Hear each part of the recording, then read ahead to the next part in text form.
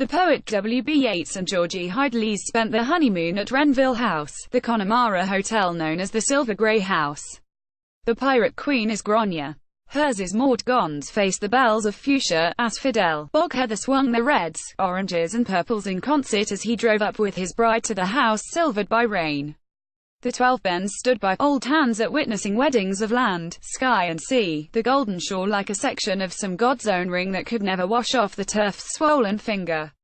Everything here was legible to him, the thorn trees bent into humble cursives by the gales, lugworms squiggling alphabets in thin casts, the tides, high and low, writing their own tables on rocks as they carved the coast into scriptures stripped of denomination.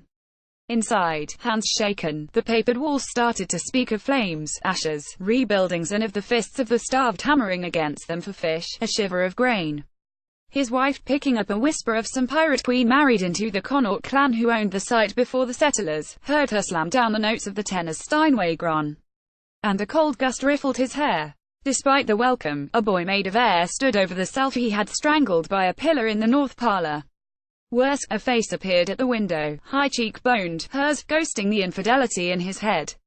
As the islands, Omi, Innisboffin, Achill, Clare swapped places, did disappearing acts under his gaze, the mountains wept his tears, of lichen, down their marbled sides. Convivial at dinner, he sank in secret into his heart's quicksands, the long room in his mind filled with an Atlantic that lent him the balance of its buoyancy on a salt tongue. Patricia McCarthy is editor of Agenda and won the National Poetry Competition 2013. Her collections include Rodin's Shadow, Horses Between Our Legs and Letters to Akhmatova. Trodden Before is due from High Windows Press this summer and Rockabye from Warple Press in September.